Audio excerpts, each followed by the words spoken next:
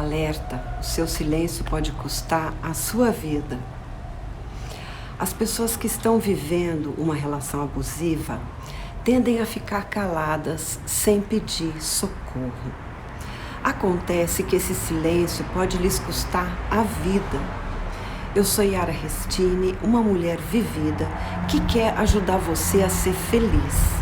E vou falar nesse vídeo sobre esse silêncio que pode ser fatal.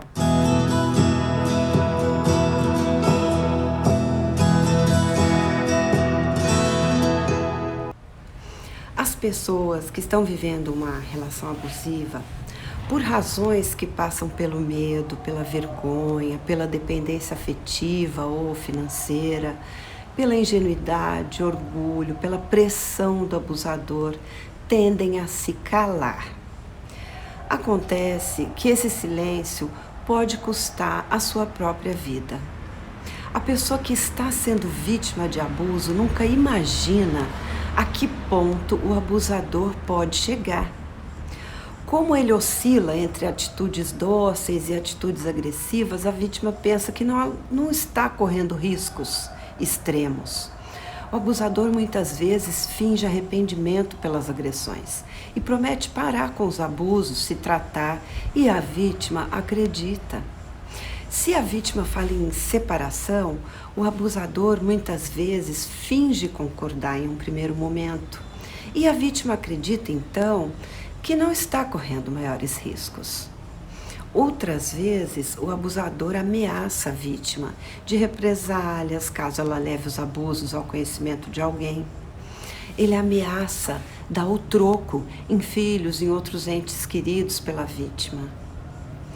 Antes, porém, de provocar consequências graves, o abusador dá alguns sinais importantes que podem ser percebidos pelas pessoas próximas, como passar a ter atitudes de extremo ciúme, passar a impedir ou evitar que a vítima converse a sós com os próprios familiares. Ele fica presente e acompanha cada passo e cada conversa. Ele passa a ficar presente excessivamente, a acompanhar a vítima a todos os lugares onde ela vai.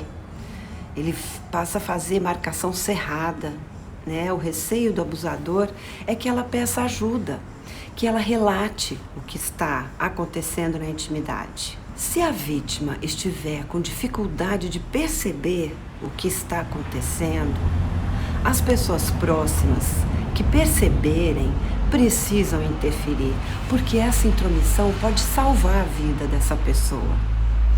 Vejam nesse depoimento a seguir as consequências da ingenuidade e do silêncio.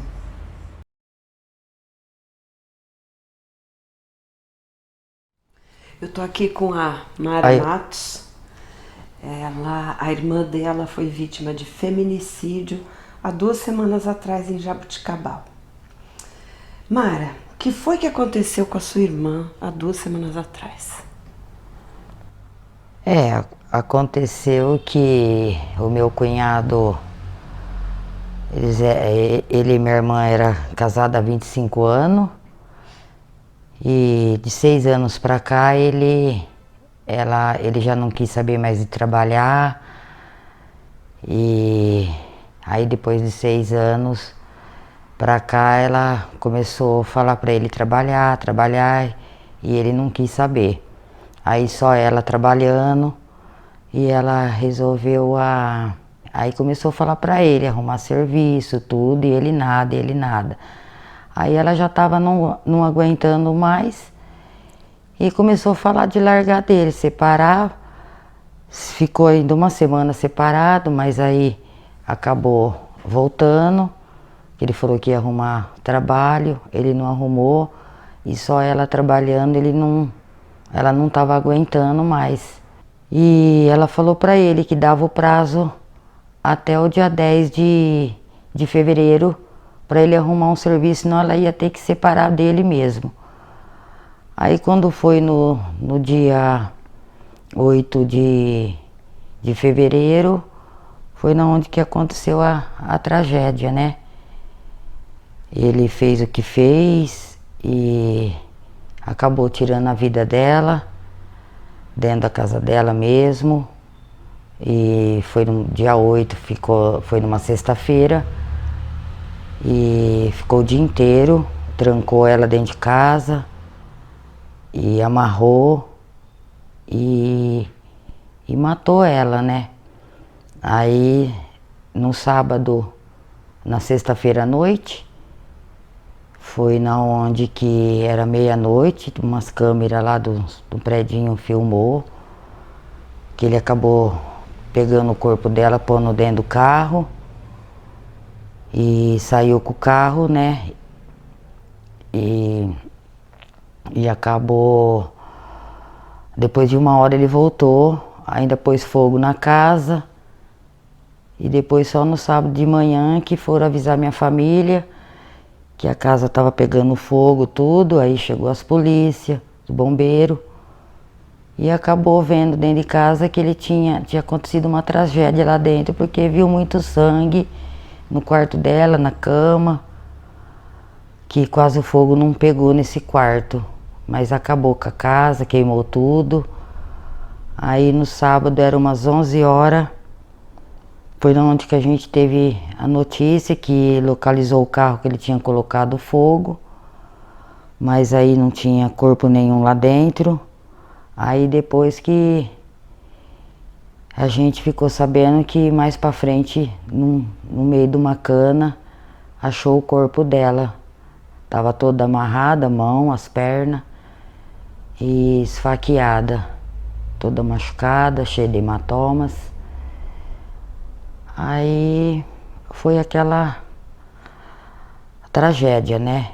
Pra família, a gente tá muito pra baixo ainda, tá muito abalada. E aí conseguiram pegar ele no mesmo local onde achou o corpo. Ele tava lá ainda, ele confessou o crime e falou que tinha usado também muita droga a noite inteira ali. Então ela ficou na sexta-feira, no dia 8, o dia inteiro já morta dentro de casa. Depois que ele levou o corpo, fez tudo, pôs fogo na casa, no carro. Ainda teve a coragem de, no sábado de manhã, na sexta de manhã, quer dizer, 10 horas da manhã, ele já tinha acho que matado minha irmã. E ainda foi lá na minha casa, minha mãe com 90 anos. Minha mãe ainda perguntou dela para ele falou que ela tinha de viajar com a mãe da patroa dela. E tudo isso. Aí à tarde ele tornou a voltar na casa da minha mãe. Minha mãe ainda perguntou dela, falou que ela não tinha chegado ainda, que ela ia chegar só à noite, que ela ia vir de ônibus de Rio Preto com a mãe da patroa. Tudo isso ele fez. E não sei qual que era a intenção dele também, né? A gente não sabe dessas 2 vezes que ele foi em casa. Sua mãe gostava muito dele, né? Gostava, minha mãe tinha ele como um filho. Aí foi muito difícil, né? Depois a gente, depois que foi o enterro dela, tudo, né? Que foi só no sábado à noite e como desde a sexta-feira, o dia inteiro, assim, ela fora, tal, né? Já tava lá morta, tudo, e acabou chegando no velório 7 horas da noite. E aí quando foi meia-noite teve que lacrar o caixão, porque, né, não tinha mais condições de deixar aberto, tudo. Foi o enterro no domingo às 10h30. Aí na segunda a gente ficou sem chão a semana inteira. A dona da casa, né, chamou a gente que a casa tinha um segurinho, mas que a hora que o seguro ia lá tirar as fotos, tudo, que a gente, família, tinha que ir lá na casa, limpar tudo, jogar tudo que tinha fora pro seguro poder reformar a casa, porque minha irmã pagava aluguel. E foi na quarta-feira, foi muito difícil, a gente ainda estava abalada, foi muito difícil de chegar lá na casa, ver a casa toda pegada a fogo. A cena do crime foi quando os bombeiros chegou, apagou, não foi o fogo onde foi o que aconteceu. Então foi muito horrível. A hora que a gente entrou naquele quarto, teve que jogar as roupas, cama, todos os móveis fora. Todas as roupas dela, a gente vendo aquela coisa, colchão, de onde ele assassinou ela, né? A facada, aquela coisa toda feia. E a gente teve que ser, foi Deus mesmo que deu força para nós ali dentro daquela casa, para poder limpar tudo ali. E foi muito uma barra meia, bem doída mesmo, aquela cena da casa toda e foi muito difícil, Yara, porque... Então, gente, eu sei que é muito forte isso que a Mara Nossa, tá falando, pelo amor de Deus. Mas eu acho importante para isso tocar a gente, pra gente ver a gravidade, como é importante a gente ficar ligado, né? Ficar ligado em outra pessoa que a gente desconfiar que está passando por abuso e o quanto é importante a gente pedir socorro se tiver numa situação assim, né? Ele levava minha irmã no serviço, ele ia buscar e minha mãe tratava ele como um filho. E ele chegava lá, nossa, ela abraçava. Aí como ela tem 90 anos, muito de idade, tá bem, né? Tá lúcida, tudo, e a gente não pôde falar essa tragédia, né? Que ele fez com ela, que é minha irmã caçula, e a gente até mentiu pra poupar ela, né? Que foi um acidente de carro, que ele provocou o acidente, e que ele já tá preso, né? Então a gente falou que foi um acidente de carro, para ela não sofrer, né? Não saber o que ele fez com ela, a tragédia que ele aprontou. Que a gente era uma família, né? Do bem, tudo trabalha, tudo... E ele fez essa barbaridade dessa, né? Na frente da gente, ele tratava ela super bem. E a gente nunca desconfiou de nada. Só assim, que ele não... Sempre do lado dela, às vezes ele não saía de perto pra gente conversar. Eu cheguei a falar um dia ainda pra ela, Márcia, o Mazinho não dá um tempo, né, pra gente conversar. Ele não deixava ela falar sozinha com você? Não deixava ela falar sozinha com a gente, nem com a minha mãe.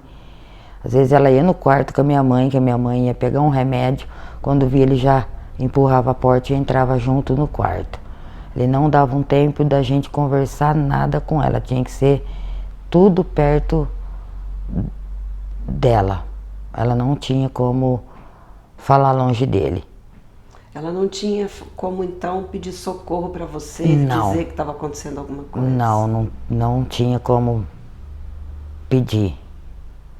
A atitude dela ultimamente tinha mudado? Como é que estava o jeito dela? Não, a gente tinha percebido, até uma cunhada minha, quando ela ia de domingo lá, na segunda-feira, uma cunhada minha, mulher do meu irmão, chegou a falar pra nós. Nossa, eu achei a Márcia tão triste, meia pensativa, que ela meia quieta assim. Então a gente não percebia assim que ela mudou o comportamento dela. Ela era meia sorridente, sabe? Ainda ela era um pouco assim, mas a gente percebia que ela ficava perto da gente assim, meia calada, sabe? Tinha hora que a gente percebia que ela parece que ficava meia pensativa. E ela chegou a falar que ela tinha vontade de morar lá com a sua mãe, cuidar da sua mãe, né? Chegou. O que ela falou? Um domingo que ela foi lá, ele tinha ido na sala assistir o jogo. Aí ela falou, ai mãe, eu vou largar do Mazinho. Aí minha mãe ainda falou, Márcia, mas por que você vai fazer isso, largar dele, né? Aí ela pegou e falou, mãe, não dá mais para continuar, não tô aguentando mais. Eu quero ficar mais perto da mãe, cuidar mais da mãe, que aí eu vendo o carro, a gente reparta as coisas e eu vou morar com a mãe e vou cuidar um pouco mais da mãe. Não quero saber mais de... Não tô aguentando mais. Isso ela chegou a falar pra minha mãe. Que ia morar com ela e cuidar dela. Então minha mãe falou, você que sabe, né? A gente Falei, mãe, não dá mais. Não tô aguentando mais. E minha mãe chegou a falar, né? E você notou uma coisa estranha, né? Você estava me falando que apareceu um inchaço no gânglio atrás da orelha e no mesmo dia o celular quebrado, né? Isso. O que você acha agora que tudo aconteceu? O que você acha que tinha acontecido então? Então, aí depois que tudo aconteceu isso, a gente veio pensando tudo, né? Que foi na sexta, então na quinta-feira à tarde, ela passou de lá, da minha mãe com ele, e chegou falando, eu fui no médico porque eu tava com um negócio estranho aqui, e ele perto. E só que o médico examinou tudo eu e falou que não é nada. Ainda ele respondeu ainda para minha mãe. Ela só faz eu passar vergonha. O médico falou que não é nada.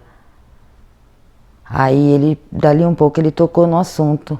Que a minha sobrinha me falou que estava perto da minha mãe. Falou, a Márcia deixou o celular cair no chão e quebrou. Só aparece a tela azul. Aí minha sobrinha falou, é verdade, tia Márcia, você deixou cair o celular? Ela só falou assim, entendeu? Ela só falou e não deu resposta nenhuma, como se diz. Acho que não era para falar que foi ele que quebrou o celular, então tudo isso a gente vem, né? Que foi ele que acho que quebrou o celular. Como eu trabalho aqui em Ribeirão, eu mandava zap para ela, não sabia, não ia, ela não via esse zap. Depois que eu fiquei sabendo, que elas me falou, minhas irmãs, tudo, que ela não tinha mais zap. Que ele falou que não era para ter mais zap. Então ela tinha também até bloqueado o zap e tudo, ninguém tinha mais. Ele foi então impedindo a comunicação dela livre, sem o olhar dele em cima, né, Mara? Foi. Ele não, a gente via aquilo ali, mas não percebia que poderia estar acontecendo alguma coisa para a gente poder ajudar ela. Porque ele não saía do lado dela, ele não dava um tempo. Nem saía assim para um canto para conversar com meus irmãos, nada. Se ela sentava na área do lado da minha mãe no sofá, ele sentava no murinho em frente. E sempre meio olhando para ela. Mas a gente não... Tomando conta. Né? Não tinha como perceber assim. Eu ainda cheguei a falar, né, mas... Ela não teve coragem, de falar, não teve coragem, pedir socorro. De falar, pedir socorro. Então a gente não... E como é que ela era, Mara? Como pessoa, assim? Nossa, uma pessoa maravilhosa, né? Até que você vê que a cidade de Jaboticabal inteiro ficou chocado, região. A patroa dela, nossa senhora, disse que não tenta entender até agora, né? De ter acontecido isso, do jeito que foi, né? Tá todo mundo sem chão, né? Famílias, amigos, amiga, tudo que... Ela é uma pessoa adorável mesmo, sabe? Sempre, nunca desfez de ninguém, sempre sorrindo com as pessoas, sempre aquela amizade bonita. Mas assim, não tinha como ela sair sem ele, né? Então, gente, eu quis trazer esse relato da Mara para vocês. E ela fez questão de gravar comigo também. A Mara é uma pessoa muito querida, muito próxima. Ela é cuidadora da minha mãe, que é uma idosa com Alzheimer. E então ela fez questão de gravar isso justamente para ajudar outras pessoas a não passarem pela mesma coisa. Porque dá bem para ver com a história da Márcia, irmã da Mara, o quanto o silêncio da pessoa é prejudicial. O quanto ela ficar calada pode custar a vida dela, como custou a vida da Márcia. Verdade. Quer falar mais alguma coisa, Mara? Não, porque eu tô falar assim, porque tá muito difícil ainda, a gente tá um pouco sem chão, porque a gente tá procurando uma resposta, né? Só que não vai ter essa resposta, então a gente, né, é só Deus mesmo, né, para dar força pra gente, né? E seguir a vida, né? É isso aí, Maroca. É isso, vamos... Muito obrigada de por nada. ter prestado esse depoimento aqui. Para ajudar, Viu? pode ajudar bastante outras pessoas, né? Porque Com a gente certeza, não vê... vamos espalhar esse vídeo isso, aqui, a gente não vê é? cara e não vê coração, né? É isso aí. Então é bom Muito para... obrigada, viu, Maroca? De nada, Yara. Obrigada, Deus te abençoe. Amém. Você também. Então, mulher querida que está assistindo a esse vídeo e que sabe que está ou tem a impressão de que está vivendo uma relação abusiva, não se cale. Peça por socorro, busque ajuda e proteção. E preste atenção nas atitudes que vocês jamais podem ter quando decidirem sair da relação abusiva. Primeiro, jamais informe sozinha ao abusador que você quer se separar. Segundo, jamais cobre do abusador sozinha, sem a proteção de terceiros, as atitudes esperadas para que se efetive a separação que foi previamente combinada com ele. Quando então ele fingiu concordar, por exemplo, não cobre que ele saia de casa, da casa onde mora com você, sem alguém perto. Terceiro, jamais fique sozinha, sem proteção de terceiros, quando for buscar os seus pertences, assinar papéis, conversar com o abusador sobre detalhes burocráticos ou outros assuntos da separação. Quarto, jamais deixe que o abusador perceba que você está se preparando para ir embora, no caso de você decidir ir embora sem falar sobre separação. Aliás, é o ideal. Fazer malas, encaixotar coisas, objetos. Não faça isso sozinha com ele. Quinto, jamais mude as suas atitudes com o abusador enquanto você não conseguir sair de casa com segurança, pois ele pode perceber suas intenções. Sexto, jamais tome as providências necessárias à separação sem que ninguém saiba. Todos precisam saber para poderem oferecer proteção e ajuda. O único que não pode saber é o abusador. Sétimo, jamais informe onde você está, onde você foi ou vai morar, e evite ir morar em endereços conhecidos pelo abusador, como a casa de familiares próximos. Bom, era isso que eu queria falar com vocês hoje. Por favor, deixem o seu like e compartilhem para que mais pessoas que possam precisar de orientação sejam ajudadas e encorajadas a falarem. Muito obrigada. Ame-se em primeiro lugar sempre. Proteja-se. Você merece ter o direito de viver e viver feliz.